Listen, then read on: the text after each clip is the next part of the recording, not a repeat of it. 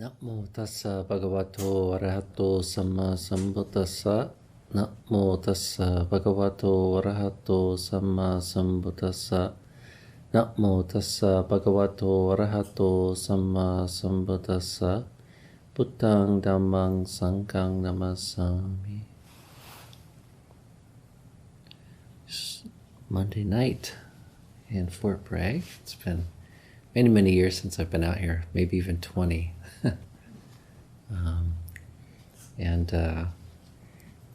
John brought me out from Abhayagiri today, where I was staying for several days on the occasion of the Abhayagiri Katina ceremony. And I can't remember when I was last in Fort Bragg. I think it was 20 years ago. Myself and another monk walked with one of the monastery supporters from Abhayagiri out here via Ore Springs Road. And that might have been the last time I was here. So, but kind of arriving today, I brought back a lot of memories. I think the first time I was out here was maybe in the summer of 1998. I came out probably with Ajahn for the Monday night Sangha. Which was a big feature back then. It was down in Casper. What do they call it? What's the facility's name? Community Center. The Community Center in Casper, yeah. I just have fond memories of that little space and the Sangha and Ajahn Amro displaying his brilliance, charm and wit. I lived at Abhayagiri from 1998 until about 2010. So, came out here a few times. So, appreciate the Ajahn Panyo and the monks reaching out to invite me. I'm only here for a short stay. I have to leave Wednesday afternoon, I guess. But it's really nice to kind of come out and visit Ajahn Kassapa and the other monks here and kind of reconnect. For the last 15 years, I've been living at another hermitage up in the Pacific Northwest. So it's kind of exciting to kind of come out and see Three Jewels in its new incarnation with the monks kind of living here and walking alms around. See our other hermitage. So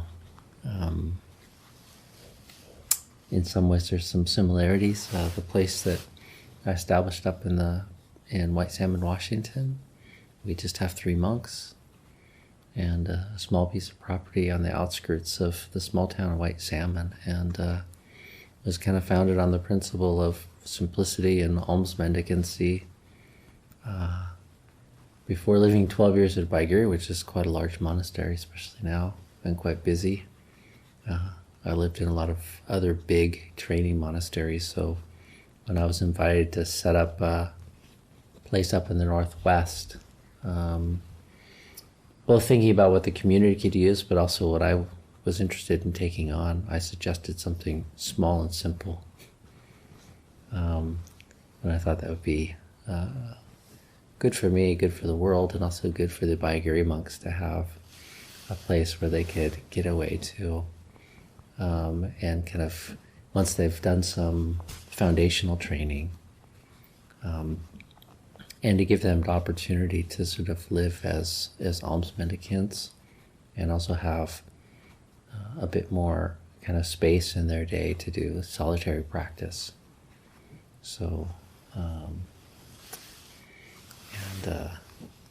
I thought one of the ways to kind of create a monastery and keep it simple is not to have live-in stewards, guests, a car, money, or a fixed meal, and to be dependent on a small local community for your daily alms. And so a big part of our life and daily sort of schedule is getting up and practicing meditation in our huts. And oftentimes we gather a little later in the morning, meaning at 5:30 or 6 o'clock, and do some group practice before we walk into the town of White Salmon and gather food for our day's meal.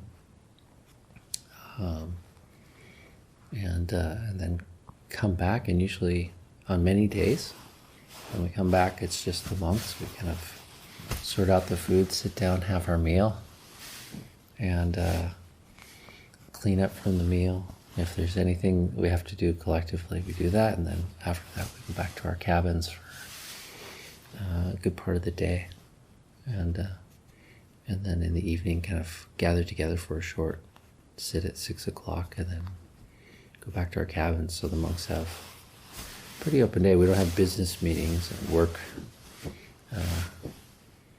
a work period, and we've kept the monastery very, very simple for the 15 years I've lived there. And it really gives the monks a very unique opportunity to kind of live in a simple way as an alms mendicant, and in connection with a local community that I've really enjoyed, personally myself, but also the monks have really enjoyed seeing monks come and find a whole new dimension of like living as a samana, a seeker of peace, an alms mendicant. And the connection with the local community. We're out walking around for an hour and a half or 2 hours. Well, for the first, up until COVID, it was every day. Not dissimilar from here, probably. So somewhere between an hour and a half or 2 hours. And it's a time that that's the kind of primary time that we're available and kind of connecting with the local community.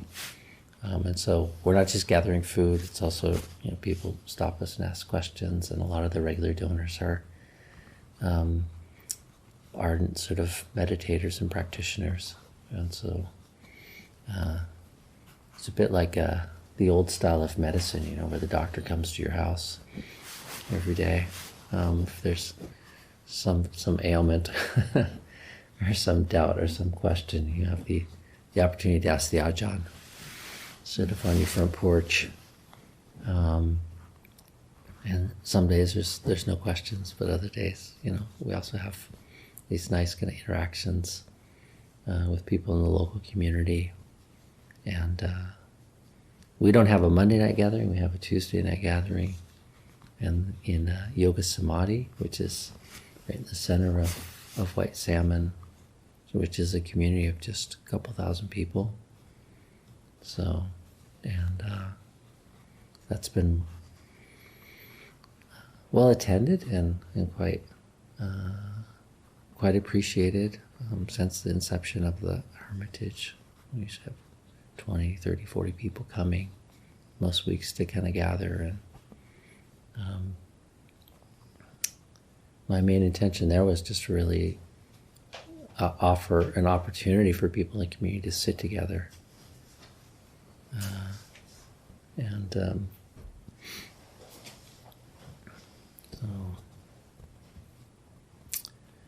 But it's been nice kind of coming down, and we had a nice Katina ceremony at Baigiri, and both the Three Jewels monks and the monks that spent the summer with me at the Hermitage came together with the Baigiri community, and had a very nice kind of gathering. So appreciate the invitation to come out.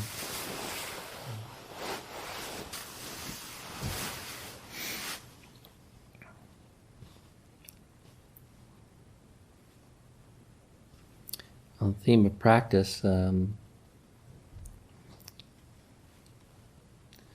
been marveling sort of recently how it is that we struggle with our meditation practice.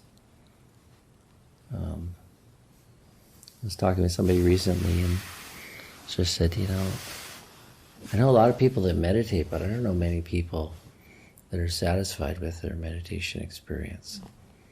And as an Ajahn, you're basically sort of available to listen to people's dissatisfaction with their meditation practice. And it's not just beginners, and it's not just lay people. It's monks and nuns I know too. It's not an exaggeration to say I know almost nobody who's satisfied with their meditation practice. And that's a shame because, we don't have to do this. This is something that we pick up out of faith, that it might add something kind of beneficial to our life. And most people start meditating because they want to be at ease.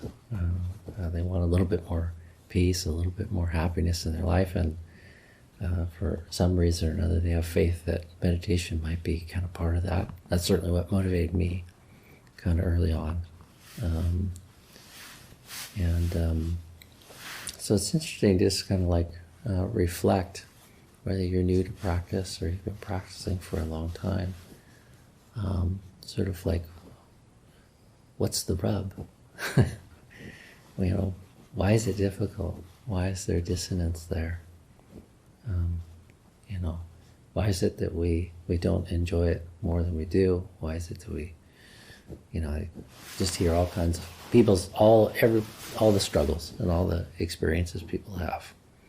I meet people all the time that said, "Oh yeah, I tried that. It wasn't for me." I said, "Well, why not?" I said, "Well, I'd sit down and my mind just won't stop." I said, "Well, what made you think your mind should stop?" "Just because you decided to meditate." I said, "Well, isn't the mind supposed to be silent?" I said, "Well, that can happen when certain conditions come together, but that's not necessarily sort of what constitutes a good meditation."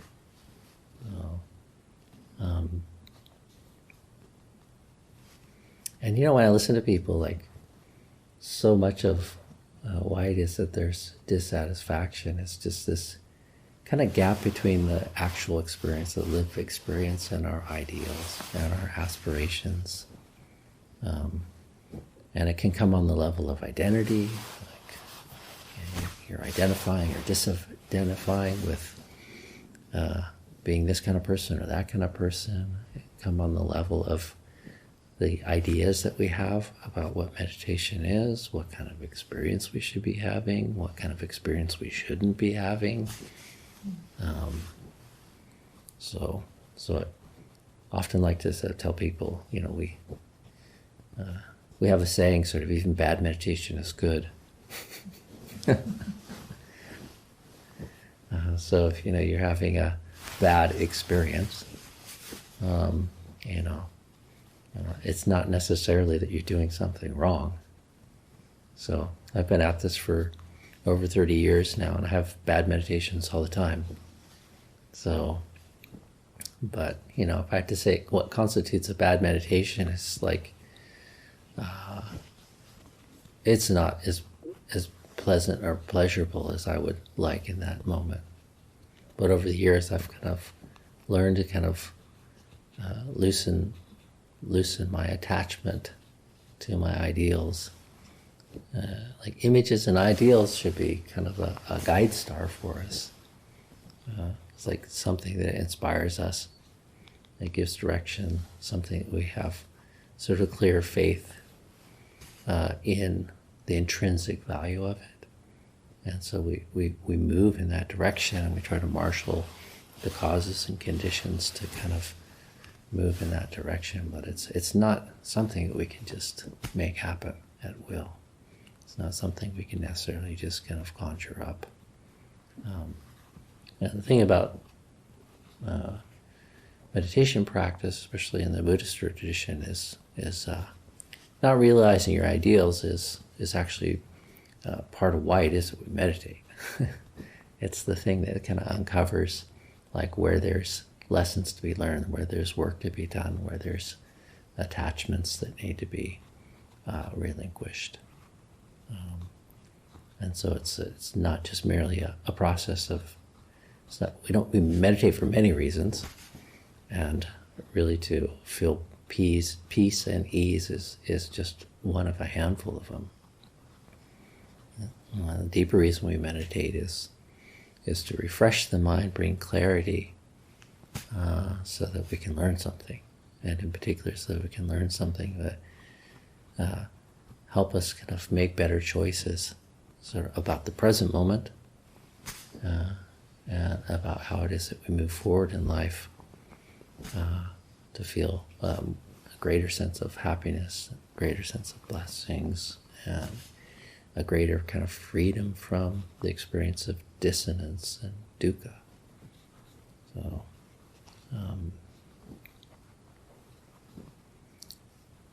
So, the thing isn't to throw out your ideals.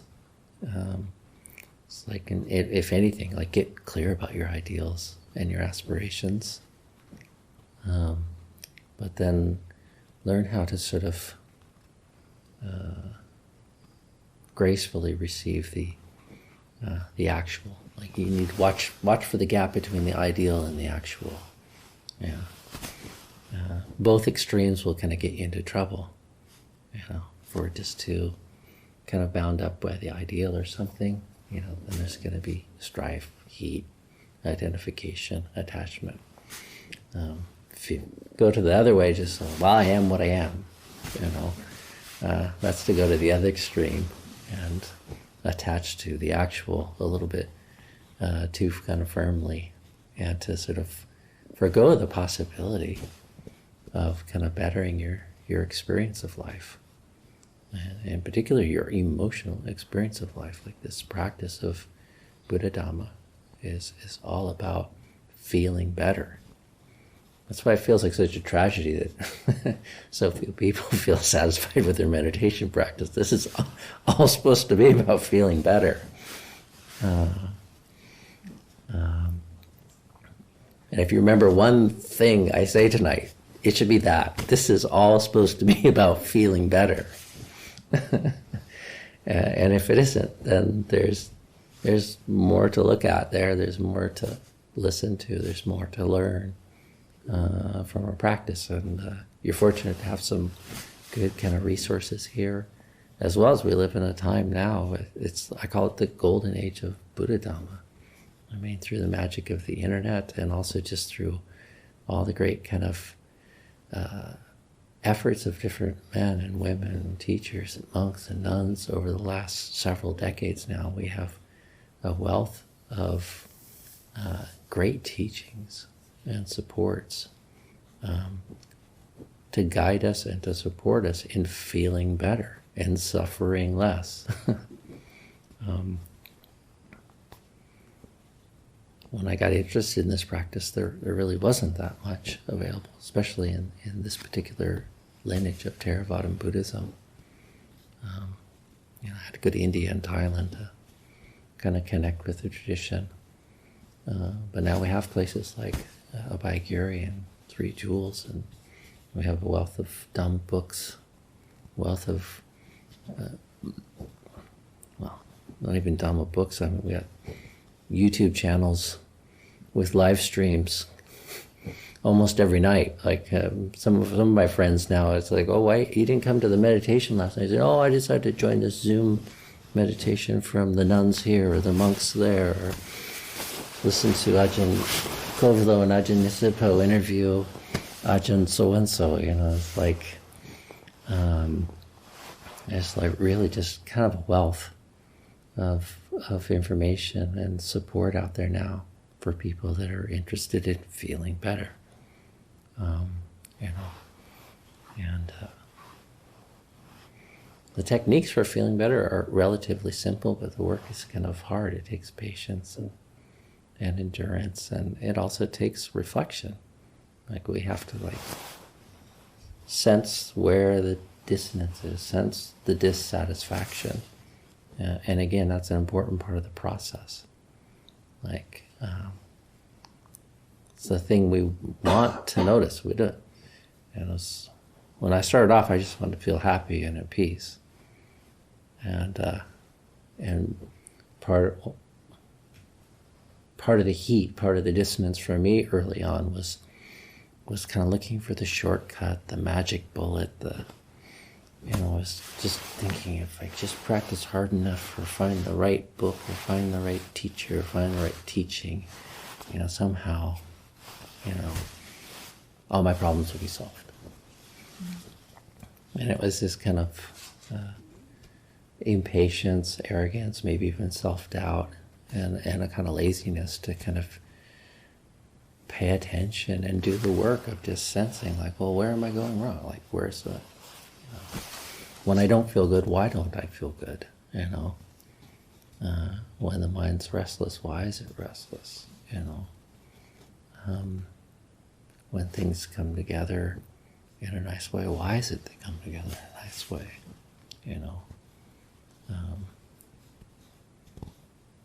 Like, trust the journey and enjoy the path, enjoy the journey, into having greater access to states of ease and clarity.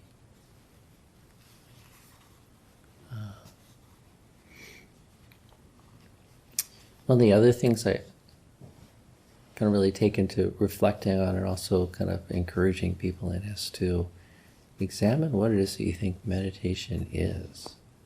And one of the models that I've found really useful in the last couple of years in particular is thinking about this whole notion of what meditation is.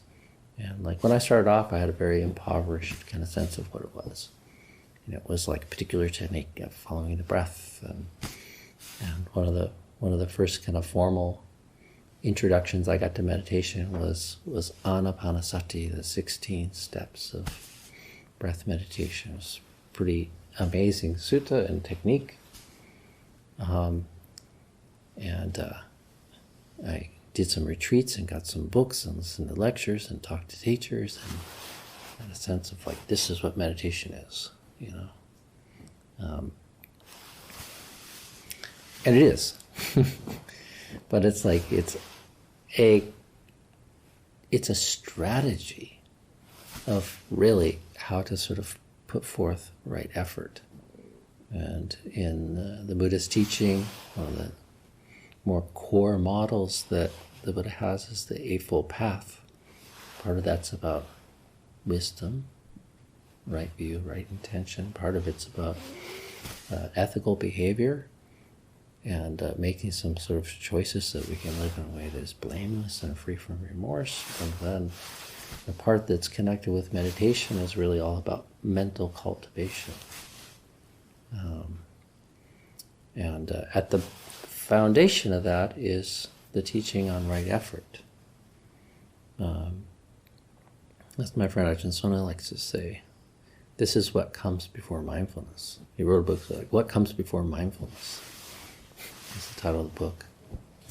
And it's a whole book on right effort, kind of based on a retreat that we did with him sort of a few years back.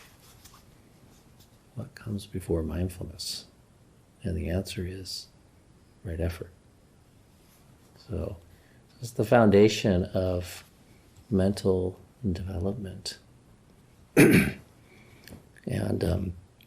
in some sense, it's good to kind of just abandon this word, meditation. The Buddha doesn't really talk about meditation in the same way we talk about meditation. He's all about mental cultivation, though, and developing the mind, bringing kind of wholesome states into being. And I think a very skillful way to sort of think about meditation is like, it's a more formalized strategy or an exercise in how it is that we intentionally kind of like work with bringing beneficial and wholesome states into being. And right effort is really the foundation and the most kind of granular form of engaging with the mind. And it's all about showing up for the present moment and using whatever wisdom and discernment we have to kind of judge the quality of the thoughts and the emotions that are arising, and then making some choices. And if we have the discernment to see that what's arising is an unhelpful thought, emotion, our train of thoughts and emotions leading us away from feeling better, then we make some choices. Make some choice to not just let it happen, or not just to wallow in it, but bring it to resolution. Yeah. If it's something that is supporting us in feeling better and living in a better way, then we embrace it. And we try to support and even kind of deepen it. And then we make choices, proactive choices, doing the things, thinking things, interacting with our mind and our friends and the world in ways that are planting good seeds. So that unwholesome, unskillful thoughts and feelings diminish over time and skillful ones increase. And this is really the work of mental cultivation. It's like showing up for the present moment and using whatever discernment and mindfulness you can to make some wise choices about how to engage with this moment. In some sense, that's all you can do. That's, we can't change the past and we can't change the future kind of directly. All we can do is engage with this kind of present moment and try to bring some clarity and wisdom to the present moment to make better choices. And who we are and how we feel is really just a byproduct of all the choices we've been making. And there's this incredible potential for us to make better choices moving forward. Like, what's past is past. Forget about it. Don't worry about it. The only thing that matters is now. And the ability to kind of like remember that and return to that and try to use whatever wisdom you've developed and whatever strength of heart you have to make better and better choices moving forward. And the more you can do that, the more strength you have to do that more and make better and better choices kind of moving forward. Meditation is just a formalized kind of strategy of how to do that. So instead of doing something else which doesn't net maybe the greatest kind of results or the highest leverage results based on faith or based on understanding, we take time out to clear the decks and to work in a more refined way with a very clear kind of strategy. That strategy might be to get interested in my breath and to show up for each inhalation and each exhalation. And in particular, recollect what sort of factors of mind might obstruct that kind of process. What kind of factors of mind might support that sort of process so that I can resolve any dissonance, any dissatisfaction in the mind. And enhance access to the wisdom that I've developed in my mind and create the conditions for new wisdom and new insight to sort of develop. But it's just a formalized strategy. You might be sick. You might have a plugged up nose. You might, that might not be a technique that works well for you. If you have this kind of model of all I'm doing is I'm setting aside a little bit of time to, like, in a very undistracted way, engage with the present moment for the betterment of my mind, feel free to pick up a different strategy, and there's a million different ways you can meditate, especially when it is that, when we have some clarity about what kind of skillful states we want to sort of foster and develop, and also what it is that we want to pay particular attention to learning about. our mind. So, and then this is the kind of practice that you can kind of carry through your whole day.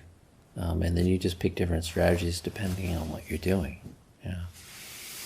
So if you have a board meeting or something, it's not so easy to be sitting there kind of following your breath or something, but you can pick up a different strategy that still sort of honors your aspiration to feel better, resolve dissonance, that fits with the moment.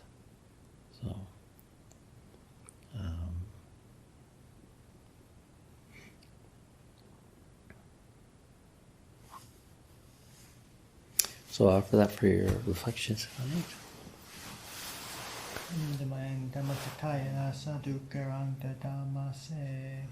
Sadhu, sadhu, sadhu, anumodami.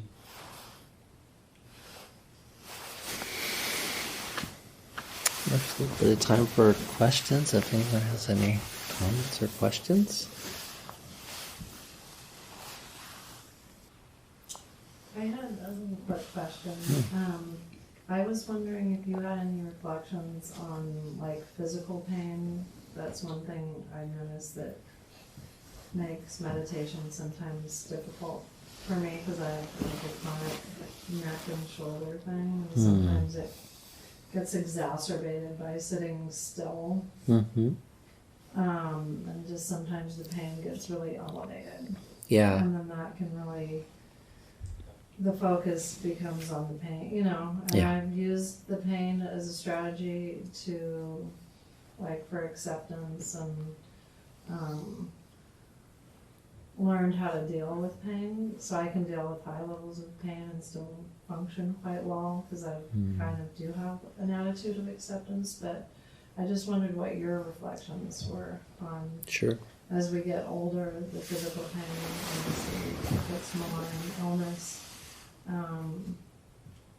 comes more to the forefront, and how does that, come into the concept of peace and just wanting things to be great. Sometimes it's not, you know. Sometimes you're dealing with these physical things, or getting older, and the, you know, sickness, old age, and dying, you know, all of that. Yeah. Well, yeah, a couple thoughts. One, that's why I think having this kind of understanding of like right effort as being the foundational thing is instead of sitting still. Yeah. So who told you had to sit still?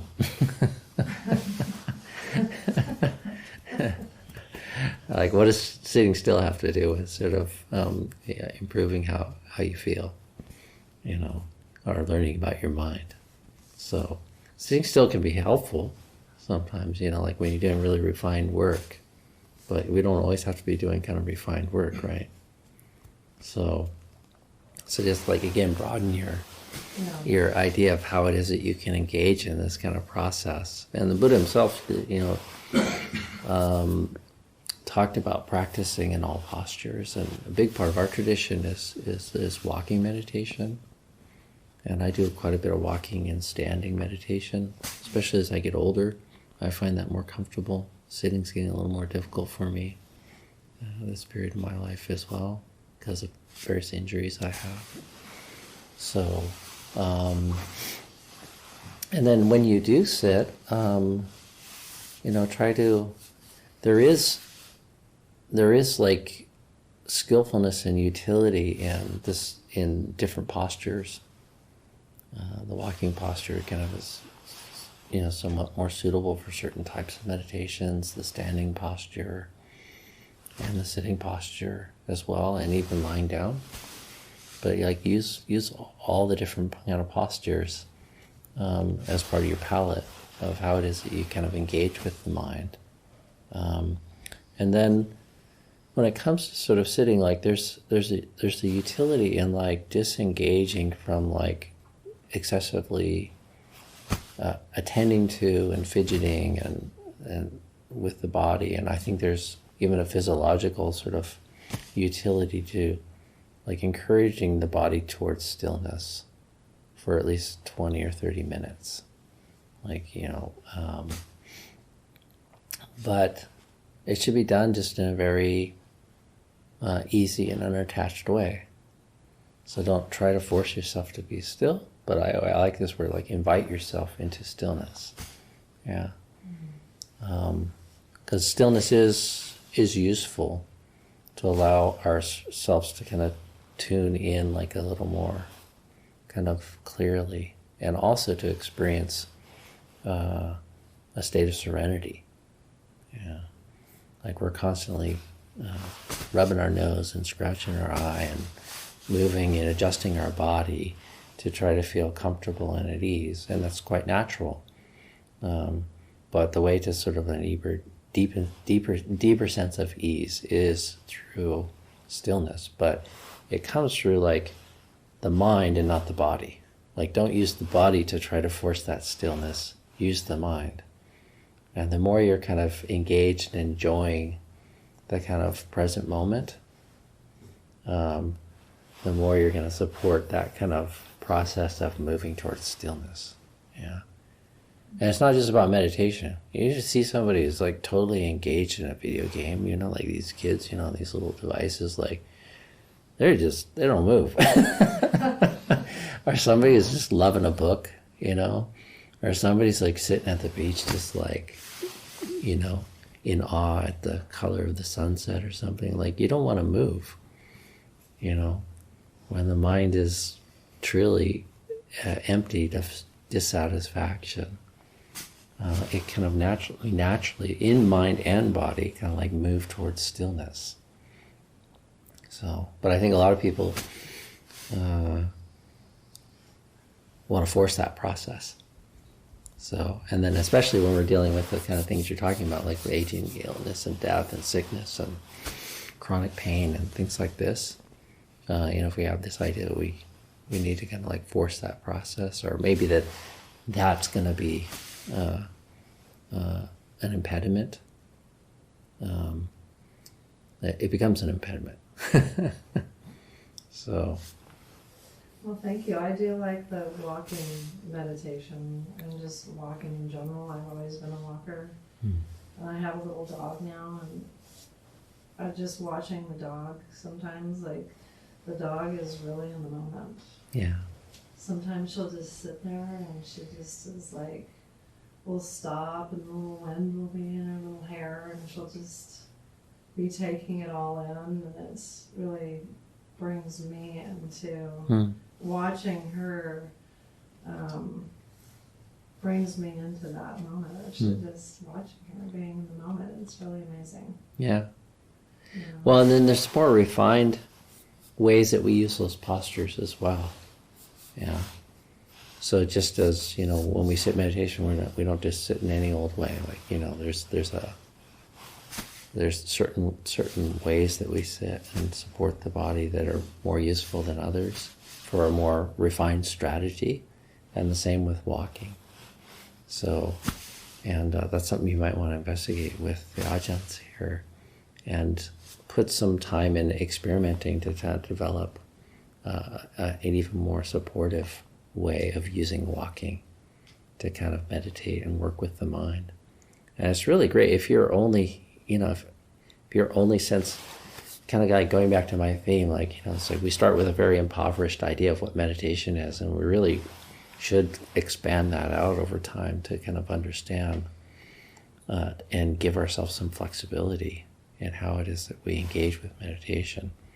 And like, I've done a lot of experimenting on using all the postures. Like, how is it that I can sort of like work with my mind in a very beneficial way when I'm lying down, especially when I'm sick or I'm in pain and I can't sit up or I can't walk or something. How can I use the standing posture? That's one of the hardest to meditate in. Like, I don't think I've ever stood and meditated for more than 30 minutes because the body just starts to feel really kind of tight and uncomfortable after 30 minutes. I can walk for hours. Like, if I really kind of get into the groove and the mind's just really connected in the present moment, And a lot of the great forest Ajahns in Thailand, like it was a huge part of their practice. They'd spend 2, 3, 4 hours a day at least doing walking meditation. And do they always walk down the little path and then have their eyes like, kind of cast down? Not always, but like typically, like in the forest monasteries, you have a cabin and then we build a dedicated place to do walking meditation where there's seclusion and you don't have to decide where to turn or where to stop or where to go home, you know. It's just like it is a path that you kind of walk back and forth on. Yeah. But that's the training ground, you know. You're walking and you're sitting and you're standing all as you move through the day. Mm-hmm.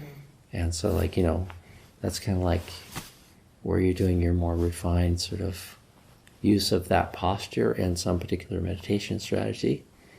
But then it starts to kind of carry on into the rest of your day. So when you're walking the dog or you're out on the beach or, you know, just moving from one part of the house to the other or something, you have this aptitude and this strength to like stay grounded in the body and to stay present and to do that in a way that feels good and is empty of dukkha and distress. So No, thank you. yeah. That's good. The video game technique for stillness and meditation. Just kidding. But I was first kind of trained in Vipassana meditation through S.N. Goenka. I'm sure you've heard of him. Yes, yeah. And they have this technique where you scan your body Mm-hmm. and become aware of your sensations in every part of your body, and you do that for an extended period of time. And I'm also aware of other forms of meditation where people chant mantras and stuff like that in their meditation, which Mhm. I don't know, I'm not really familiar with that technique, but I'm wondering if you could expound a little bit on those other kind of techniques in Vipassana meditation, particularly like that one where you scan your Yeah, body. I've never done any Goenka retreats. Yeah, I went to a couple of those kind of retreats. So I've never been like formally instructed in the way they do that, but like just hearing that, I'm a curious guy, so I have tried all kinds of ways of meditating, including that. Also, Tanajan Jaffa Ajahn Tanisaro of Wat Metta Monastery, like he comes from a lineage of teachers that have ways of like using and scanning with the breath through the body. And I've done a bit more of that, and it's somewhat similar to that technique. And I found it really useful. It's not my main kind of practice. Like oftentimes when I'm doing breath meditation, I'm focusing in a different way, which is a little bit more still, than kind of moving the mind through the body in that way. But these are all just like strategies and techniques. You know, I encourage people to have a handful. So just like we have the 4 postures, that gives some flexibility. It's nice to have a handful of techniques. Many people end up gravitating to 1 or 2 practices, and that's what they do most of the time. The thing I do most of the time is breath meditation and loving kindness meditation. But then I have about 8 or 10 other ways that I meditate on a regular basis. And I do them for different reasons. Sometimes for variety, sometimes because I feel like, especially some of the thematic meditations, they kind of like activate and support different parts of mental training. So some meditations are better for curbing discursiveness of mind and creating like more clarity. Other forms are more energizing, which can be good and important sometimes. So it's like toolbox, you know. You want a variety of tools to give yourself some latitude and how it is that you can work and what kinds of jobs you can do. So, and there's really no limit. You know, if you actually study the suttas, like Buddha talks about different ways to focus the mind and stuff, but he's not often talking in terms of like meditation technique the way we think about it these days. He's really more interested in, encouraging people to sort of cultivate wholesome states of mind. Occasionally he talks about a technique. Oftentimes he's just more referring to sort of like, you should, reflect on this, you should develop that, you should recollect this, or he's talking about models of the mind and practice that are kind of related to the grander project of trying to unwind our dukkha.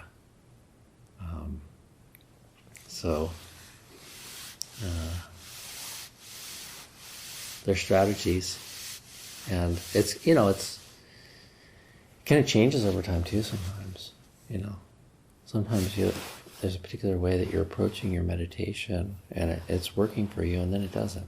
It's like a knife that gets dull or something, and you have to kind of sharpen it. You have to sort of sense it. That's what's happening, and you have to find a way to kind of sharpen it. And sometimes it's about getting another tool. Sometimes it's like getting some clarity, like, why am I plateauing here, or why is this not supporting me in the way it used to, and then do some experimentation and some tinkering, yeah.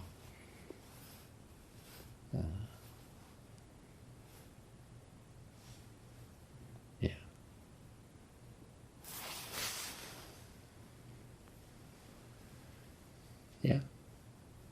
Yeah, that's very helpful to hear. The approach of tinkering, that I think I have tended to sort of like, this isn't, that there can be so much self-criticism of like, this isn't working anymore, and I should go back and just keep on with the same approach rather than exploring other ways. So thank you for all of those thoughts. And I just had a very sort of practical question. I was intrigued when you were talking at the beginning about the hermitage that you've set up being very simple and alms mendicant. How does that differ from, I know Abhayagiri, and I know the place, I know it's big, I know it's busy. Are you relying on your local community more than many of the... Yeah. Yeah. Yeah. Yeah, because we can't store food on the premises, so we don't get offered food alms when we don't eat. And the people in town know that, so they make an effort to be there, And we don't have like anagarikas or stewards or lay guests living in the monastery, so almost anything that needs to happen, like people need to get involved and volunteer to help out. So, or we just need to keep it so simple that we don't need those things, So, but that's part of the strategy. It's like I had reflected when we were setting up the monastery how, like, when Abhayagiri was set up, it was still this. We didn't have any monasteries in North America of that type, and Ajahn had been spending time kind of visiting all these different kind of Buddhist groups around the country and leading retreats. And in the early years of Abhayagiri, I think he said at one point he was looking at his calendar and he was, traveling or out of the monastery more than 100 days a year, trying to stay connected to all those groups and support them. And many of the people and many of the sports coming to Abhayagiri were like not just from around the U.S. but even around the world, international guests, and people coming from all over the country who were both supporting the building of the monastery and participating in the monastery, right? And many of our monasteries that we had set up to date were like that, because there were so few monasteries in the world. And I was thinking, well, if we're going to build a hermitage, like, why don't we try to, I was saying, look, I want to practice small town Buddhism. Make the focus more local. So, like, I get invitations from Spirit Rock, and I said, no, it's too far away. Get invitations from Seattle, no, it's too far away. So basically, if it's in White Salmon, I'll think about it. If it's in Portland, I'll think about it. But if it's beyond that, then it's too far out of my focus. So yeah, that's kind of supports me as a monk, but also it supports the opportunity for something new and different and more local to happen. And that's part of the uniqueness of the Hermitage. And I also kind of was reflecting that the alms mendicancy, just a lot of the early focus and years was on residential retreats, meditation groups, etc.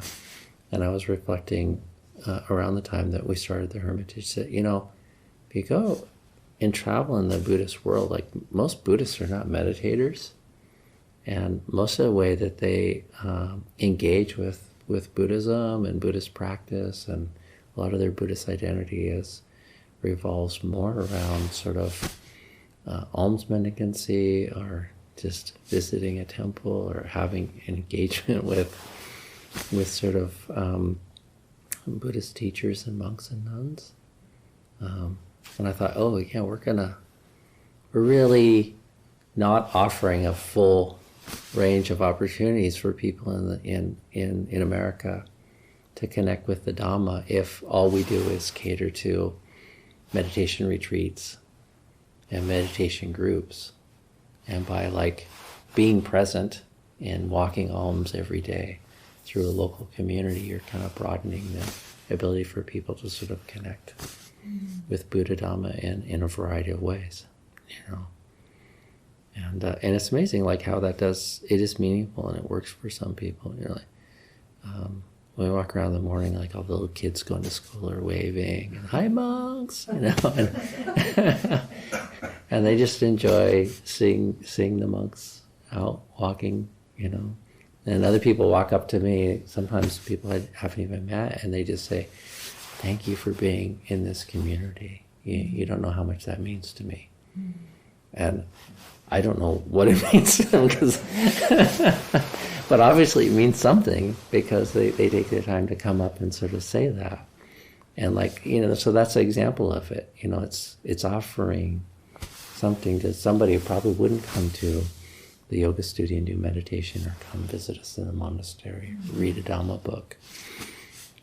And one of the most touching stories is there was this elderly lady on one of our alms routes, because we walked through different parts of town each day. And she joined our alms round for a while, and we came to her house one morning or something, and she says, I just have to tell you guys, I really love that you come, sort of once a week by my house, and then I'm able to offer you food. She says, the night before I'm thinking about this, and, my son and my grandkids live up the hill, and I live all by myself now, and, so I really miss making food and sharing that with another person. And while I was making your food last night, I was thinking about this, and it dawned on me sort of you're not just getting food, you're giving me the opportunity to sort of be generous. There's a gift that you're giving, and I really appreciate that. She says, I don't have to go anywhere. I know you'll be here on Wednesday and show up at my door, and I have the opportunity to sort of make this offering. I know that you need something to eat, and I really enjoy kind of meeting with you and seeing you guys every Wednesday, And she said, thank you, that's a real gift.